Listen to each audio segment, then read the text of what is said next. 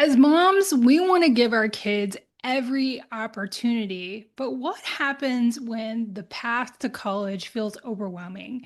And I don't think there's a mom out there, no matter how much they prepared, that don't feel overwhelmed by college, emotionally and financially. So, how do you find clarity in all of the chaos and all the information that we have?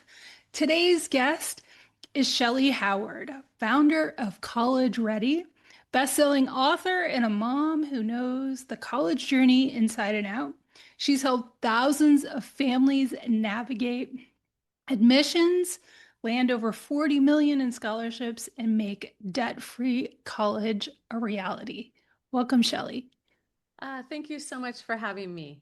Yeah, I'm so delighted to have this conversation. As we were talking earlier, I had a daughter who just graduated. I know how overwhelming this is. And I have a daughter in middle school. And honestly, I don't think it's ever too early to begin to think about preparing for whether your child wants to go to college or not.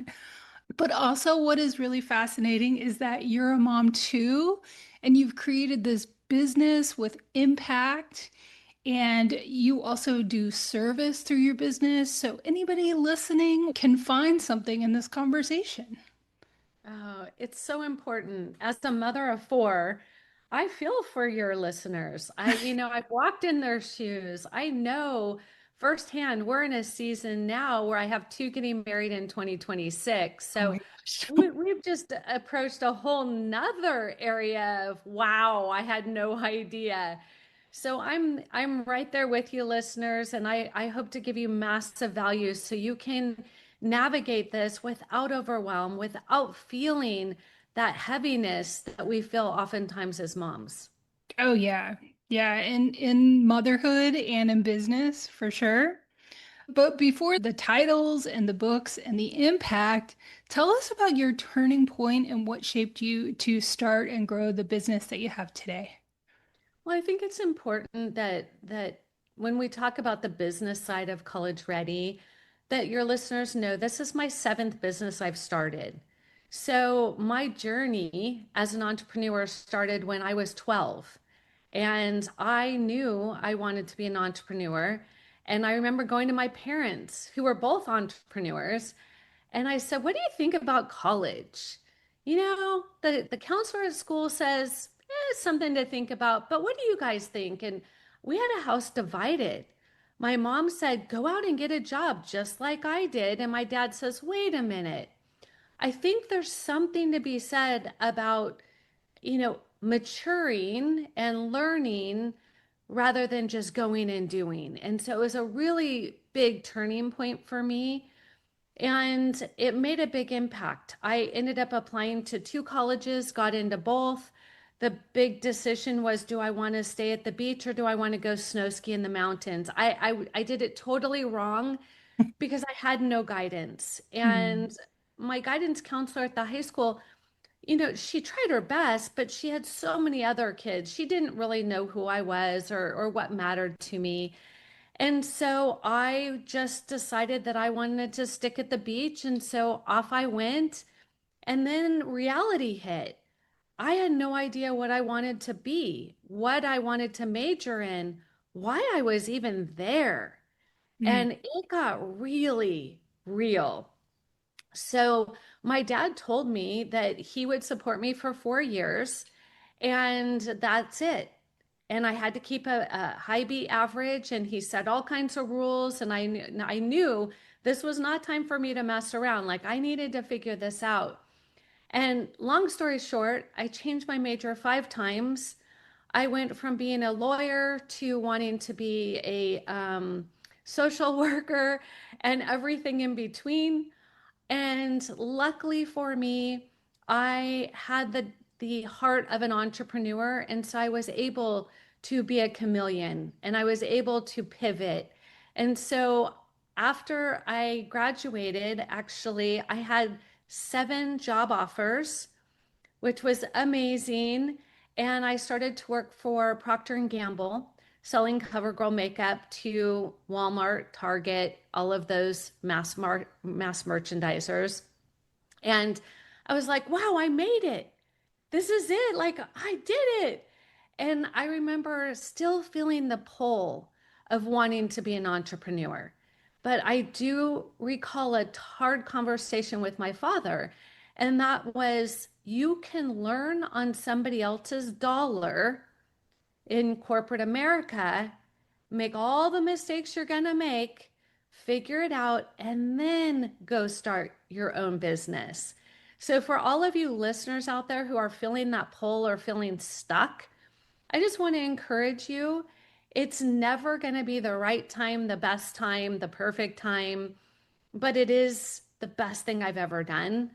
Like I mentioned, this is my seventh company that I've started. This will probably be the one that I stick with until, I don't know, until they make me leave.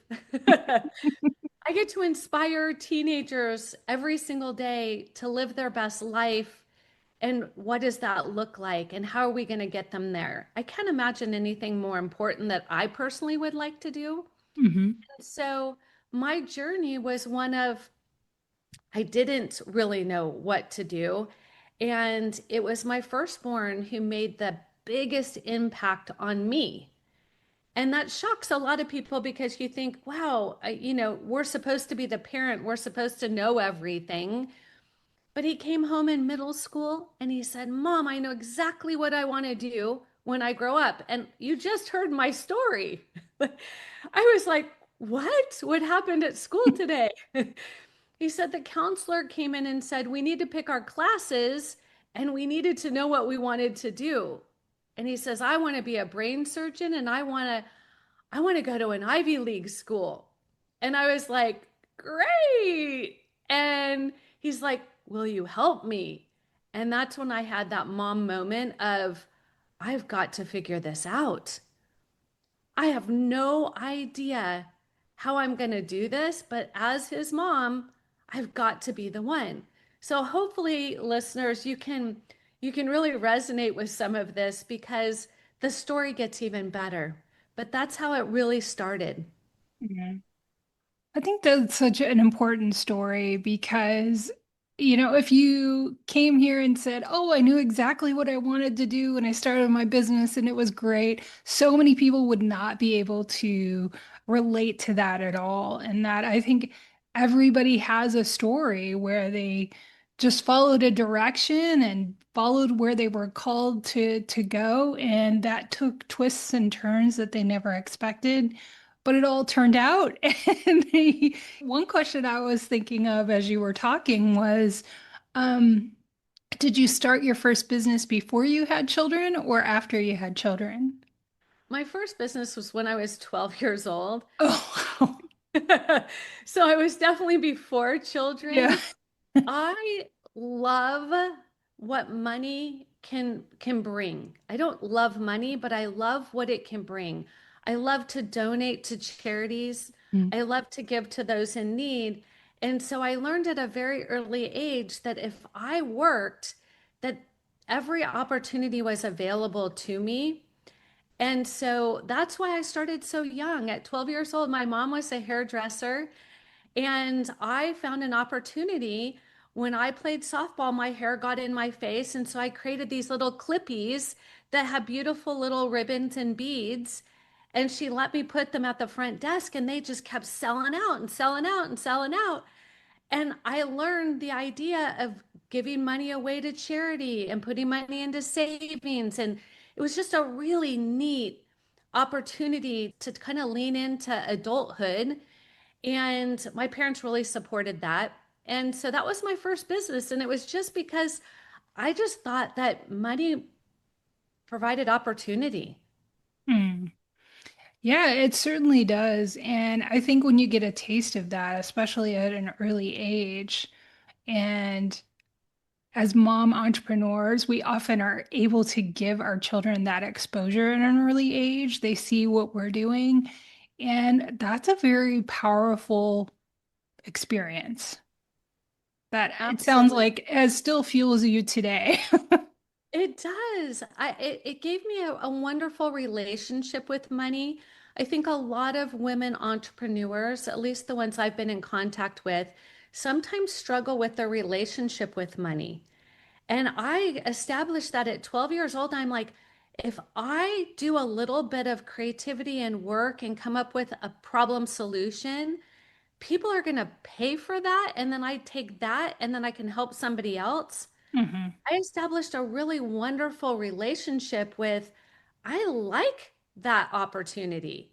And I Hmm. think that sometimes we forget that our kids are watching and our kids are listening. And if we could help them form that wonderful relationship that, money's not bad. There's Hmm. nothing that's bad about it. It's what we do with it that could be bad, but it could be so meaningful. When I Hmm. started my nonprofit 2 years ago, I had no idea how great it was going to be able to educate 850 little children in Africa. I had no idea any of that was going to be part of my journey. But there was a problem and I had a solution because I learned at a very young age that if I worked hard and I gave, it would feel really good. Yeah.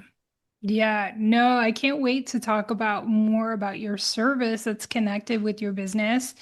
Um, but yeah, let's talk about college admissions really quick too, Sure. and talk about, how much noise there is around it and whether you should attempt to go to an Ivy League school, what scholarships are available, and of course, the price, it just seems to be going up and up and up. And so, what do you believe are some of the biggest misconceptions that families and students have when it comes to college planning? There are so many that it's painful. Right. Honestly, this is why I do podcasts, is to bust myths. It starts from college isn't that hard to get into. I did it. That's the first myth. Because parents, it is nothing like you Yeah. experienced. I Yeah. can promise you that. The second thing is we can wait until their junior year. I think it's ridiculous to start in middle school or freshman year. Big, big, big problem if you want scholarships. If you're willing to write a check for full price, wait it out, see what Mm. happens. If you want to get the big money, you need the long runway. Think of it as you would retirement. You wouldn't start saving for retirement when you're 68 to retire at 70, right? It's the same situation. So the myth is we have time. I don't want to stress out my child. But the reality is, if you use time to your advantage, college admissions can actually be very enjoyable. Students can learn who they are, what matters to them, what they advocate for, what are their core values. They can truly learn about what they were made to do on this earth, right? And lean into it in practice, right? Let's go try it out before we just pick a major and invest a lot of money and time. So, the biggest myth that I consistently hear is it's too expensive, we can't afford it. That's Mm. the number one myth that I want to bust. There are 10 colleges that are tuition free. Okay. Your child has to work, right? But they are free. And so they're in my book. I have two best-selling books. You can get them on Amazon. But I'm not here to promote the book. I'm here to promote the fact that what we don't know is going to cost. Hmm. And that's the biggest myth is people think they know or they listen to what's going on social media, which is don't do that. Just like everything we tell our children, it's their best day. It's made up. It's the glamorous. It's the really, really negative. It just polarizes everything. Last year, our students earned over $10.3 million in scholarships, and that was 29 students on top of need base. There is so much money out there, families. Just because you don't know that doesn't mean it doesn't exist. And that's the number one thing I want you to do. If you want to do this on your own, that's great, but it's going to take you about 30 hours a week of research. And your child is not going to do that. They Yeah. are not. I have not met one yet. And so, do you have the time and the desire to do that? And do you even know where to start? And that's why I'm doing podcasting. That's why I do free webinars. I give out free resources because the reason why people go into debt is because they don't know how to play the game. Mm. I think there is an important lesson in what you said. One, you're flipping the script on how we think and approach college admissions. And I love that it can be a positive experience and that, don't put it off. But those are definitely things that we can apply to our businesses as well, like seeking expert help and not DIYing it all.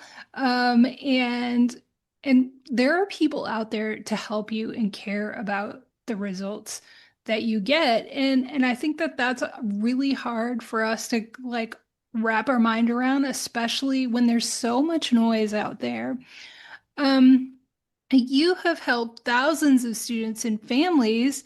So what are some of the common mistakes that people are making other than waiting it out and maybe not applying for some of the money out there that's available for them? So, there's many, again, Sure. unfortunately. I would say the first one that came to mind was you can start applying for college scholarships when they're in eighth grade. So, why are we waiting? Right? Don't understand. Why are we waiting? And people are like, you can. Again, it's just not knowing what you don't know. The second biggest problem is people really take on college as a badge of honor or a football alma mater or location. College is a business and you need to approach it as a business, Hmm. right? Put on your business hat for a moment, Angela. If I came to you and I said, I really want to work for you, I think you're amazing. I think what you're doing is phenomenal. Can I work for you? And you say, may I see your CV, your resume? And I say, well, I've been kind of busy and I really haven't had much time to build it. And I've been, I just, I don't have one. And you're like, well, uh, I'll put you on a 30-day probation and I'll pay you minimum wage. How's that?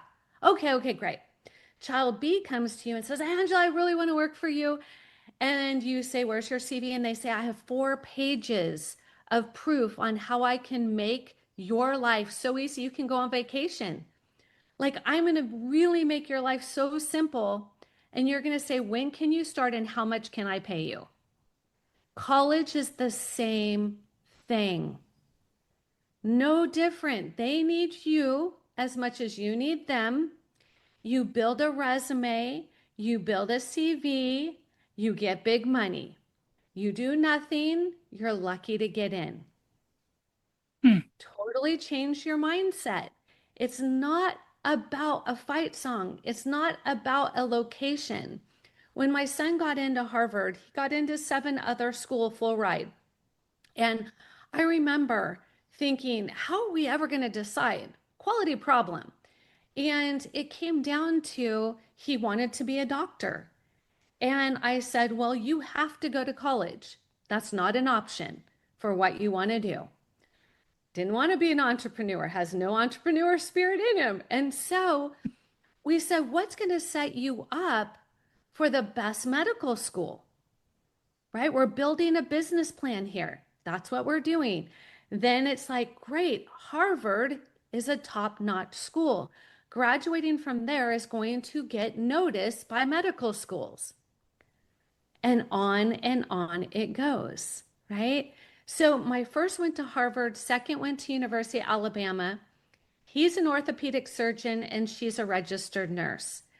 People ask me, are there doctors in your family? And I'm like, no, as a matter of fact, I'm needle phobic and we're all entrepreneurs.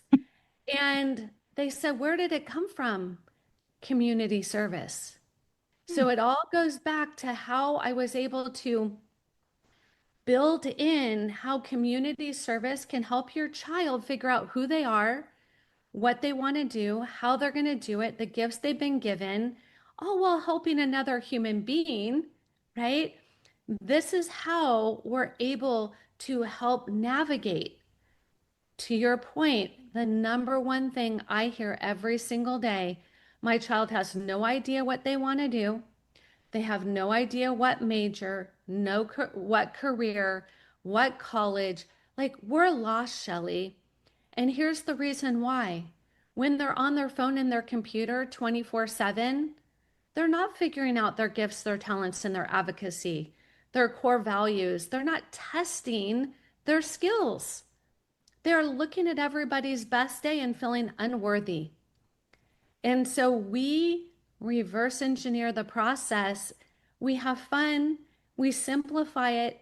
And regardless of college or not, it is my belief if we set up our child for success, they're going to be successful as an entrepreneur, as a plumber, as a motocross racer, whatever it is that they want to do. Hmm. But if they want to be an influencer and they have no business plan, we're all in trouble because they're coming back home. Yeah. That I, is not what we're supposed to do. yeah, I love that. And one of the points I wanted to make is that your focus is not just about getting kids in, but finding where they fit the best, which I think is so important. I mean, here we're also improving our parenting skills because, it's like you either some parents fall into this trap of not knowing how to guide their children at all, or they want them to be exactly like them. Which ultimately, leaves an unhappy child. And so I love that you bring that element of helping parents and students find a path to discovering what's going to really make them fit in where they go. So, what are some tips that parents can start working with their children on helping them identify some of the areas that they find interesting and finding that thing that lights them up? Right. Go on a college tour. Yeah. That's the number one thing. Think about it. We tell our kids, go and get good grades, go and test, join this, do Yeah. that. And when I talk to people, I ask the student, so tell me about your favorite college visit. And they're like, I haven't done a college visit. And I'm like, well, why are you working so hard? And they look at me like, yeah, why am I working so hard? Does that make sense? No, it Yeah. doesn't make sense, right? We expose our children to museums, to art galleries. We expose them to things that we want them to consider as an opportunity for learning. But yet we're missing such an important piece. I remember when I took my kids to Harvard, we were not planning on going to Harvard. We happened to be visiting family on the East Coast in Massachusetts. And our family was ill. And I said, great, what are we going to do now? And I said, let's pivot. Let's go see some colleges. And I remember my husband looked at me and he says, but they're only 10, like they're so young. And I go, they're old enough to go to an art museum, to go to a science museum. Why are they not old enough to go and see what upper education looks like? And so we walked on Harvard campus, and I'll never forget because my son was reading Harry Potter. And he said, Mom, it's like being in Hogwarts. And he's like, this is so cool. This is where I want to go to school. Hmm. I didn't have to bribe him. I didn't have to do anything from that moment on because he had his why. He knew why he was working hard. Hmm. So, parents, that is such a gift that you're giving them. You don't have to travel to do it. You have colleges on every corner. I Yeah. mean, from public to private, in-state, there's so much. Just think about the nearby opportunity. Go Yeah. to a public school, a private school, a big school, a small school, and walk around. You don't even have to check in. You can just Yeah. show up on campus. You can even download the walking app, put earbuds in, and just follow and listen. It doesn't have to be a very big deal at all. And now you can start talking about college or even their future. Does this look like something that you would like to do? And they're like, did you see the baseball field? That's a baseball field. Did you see the drama department? That's a stage. They can feel it, they can see it, and it becomes their why. When Mhm. it's their why, there's no more nagging. There's no more, taking things away. It truly is supporting, loving, guiding. For those of you who have younger students, I love this idea. Put your cell phone in a book. Put your cell phone in a book. When your children are around, don't be on your cell phone all the time. It's monkey see, monkey do, right? I always had an open book, and my children are huge readers because they thought that's what I was doing all the time. It is just important to know they're watching your every motion, Yeah. and that is such a gift you can give them. Yeah, I love that story. And as you were telling, giving advice on how to help your children begin to consider what college might fit them and thinking about the future. In the eighth grade, I moved to Chicago and we were near numerous colleges. And the college I ultimately went to as an undergrad was so familiar to me, and I knew so much about it by the time the college process came that, I applied to a few schools, but I knew that was the school I really wanted to go to because I had spent time there. So, Mhm. but I'd never even thought, to be intentional about that. So, can you share some of your passion projects that you're working on now that you're able to serve through your business? That you're obviously making all of this impact and helping families and students get over the overwhelm. But what I really love, and I think so many moms hope to do through their business, is also serve in an even bigger way than the impact that they're having with their clients. So tell us about that. So, it's one of my favorite stories, and I'll try to keep it brief. I took my first child to Kenya, Africa, because I was a mom very concerned that my son was going to spend another 10 years of education to become a doctor. It was his dream, not my dream. But I had this motherly gut instinct that did he want to do it for the DR in front of his name, or did he really have the heart? Because if it was the DR, he was going to burn out fast. I knew it. I just knew it in my heart. But if he had the heart to serve his community for life, he was going to love being a doctor. So I took him to Kenya, Africa, to let him see what life was really like in a third world country.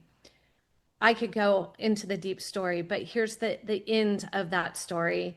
He came home and he was able to do a fundraiser that was able to raise over $5,000, that was able to open up the first clinic in Mathari, Africa. That is what a doctor does. They step up, they provide services. There was no doubt in my mind that that was what he needed to do. So, this is what a passion with purpose project can be. It's really, what are they telling you they would do without pay? Like, what is that thing? That's that driving passion. If they don't know, parents, call me. I can find it. I speak teenager. I'm happy to do it. Helping teenagers find their passion and live their purpose, my highest calling. So, going back to, I was in Kenya, Africa, with him. I then got asked to go to Uganda, Africa, to as a female entrepreneur to help start businesses for African women who had lost their husbands. Hmm. And so I went with three other women. We helped 50 ladies create a business plan, and we helped them to actually start a business, and we gave them some seed money. That was the most impactful thing as an entrepreneur I've ever done. I Mm. got to absolutely lean in and change lives. When I was there on my way back to the US, I met a gentleman named Yona who told me a story that I will never forget. And as moms, I will share it with you. He said, here in Africa, when a young girl becomes a woman, she is unclean and she can no longer continue her education. It still gives me goosebumps. And I said to him, we didn't ask for that. And that is not acceptable. He says, oh, I said, what can we do about it? And he says, we can start a school where those young girls can live on campus and be educated. And I said, what do you mean? He goes, we could build a school. And I said, well, okay, what does that cost? Like, just curious. He says 6,000 US dollars. And I said, we're starting a school. And that's what happened. So it was problem solution. I believe that every child should be educated regardless of where they live. And now my students in College Ready and I have turned it into a nonprofit called empowereducation.world. And I invite all your listeners to go check out the website. It is free. It is my service project to the world. We have now gotten our students, we're at over 850 little children we educate every year, and it's growing in droves. Kids walk 3 hours to school, 3 hours home. It is an incredibly important project. And for students who don't know what they want to do, they can truly figure it out when they're helping another human being by doing something they love to do. And so we meet once a week, and I get to inspire teenagers to figure out who they are, what matters to them, their passions, their advocacy, and then we do something about it. It's Hmm. not just an idea. This is how we create impact. Imagine the essay that they can write so easily on their college applications. They can win 10 national awards and 4 leadership certifications, all online. I love that story so much. And how finding this passion project for your son turned into this passion project for you. And it's got this circular way of just like feeding impact. I love that you went on a mission to make sure that your son wanted to pursue this path for the right reasons and that he had service at the heart of wanting to be a doctor. It just sounds like a really incredible process to go through, but still one of the most intimidating things. Let's say we have that passion project and we're thinking about building our college resume. You still got the scholarship and some of the financial aid and all of the things wrapped up within the financial component of going to college. So, what are some of the mistakes or missteps that parents are making with the financial side of getting to college? So the number one thing is they assume they make too much money and won't get money. That's the number one mistake. And that is truly a mistake. Mm, There's no doubt. I have clients that are multimillionaires and I have clients that are need-based. Every one of them gets money. It just, where do you find it? And I would tell you, but I don't know if your child's gifts and talent is in sports or music or drama or engineering or medicine or architecture.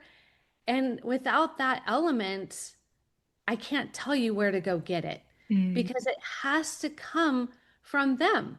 There's not just this one. Well, there is one. Okay, so my son won the Coca-Cola scholarship, which was $25,000 a year. Okay, everybody can apply to that one. The reason why he won it is he had massive leadership. Leadership is what colleges are looking for. So again, it goes back to there's plenty of ways to not pay full price, but your child has to do something uniquely them. Somebody's going to have a better GPA and a worse GPA, better test score, worse test score. And if you want money, if they test well, they can earn a free education taking their PSAT their junior year. Like there's all of these ways to earn it, but parents just don't know. And guess what? Your high school doesn't care. They don't care if you take a loan. They don't care if you go in debt. And I have lots of homeschool families, and mm. they don't even have that element of asking somebody. So you're really on your own. Yeah. And that breaks my heart. And that is why it's important for families to know There is so, Harvard has $53 billion in endowment. They could give out scholarships until the end of time, right? If you get into Harvard, they meet 100% of your need. Not everybody should go to Harvard. I understand that. My daughter said, please don't make me go there. Like, I get it. So, but every school has opportunities. Your large public institutions, they have more students apply than they could ever help. They're not giving you a dime. They don't need to give you a dime. Remember, it's a business. Everybody wants to throw their money at them. Why should they pay you? You can go to a private school cheaper than you can go to a public school. These are things that most people don't have a clue. They look at the price tag online. That's like walking up to a car dealership and looking on the sticker and go, oh, yeah, I'll pay that. Who does that? Right? Or buying a home and you pull out the flyer and you're like, oh, yeah, I'm happy to pay it. Who does that? But yet, people do it all the time for college. And I keep saying, put on your business hat, Hmm. financially negotiate, Hmm. give them a reason to give you money. Complete the FAFSA. You don't set yourself up for success. You're just setting yourself up for loans and debt. Hmm. Yeah. I mean, we could go on and on. I could talk to you so long. I love the impact that you're obviously having on students and families and how they look at colleges and pay for it. But what I continue to hear too is planning early is so imperative.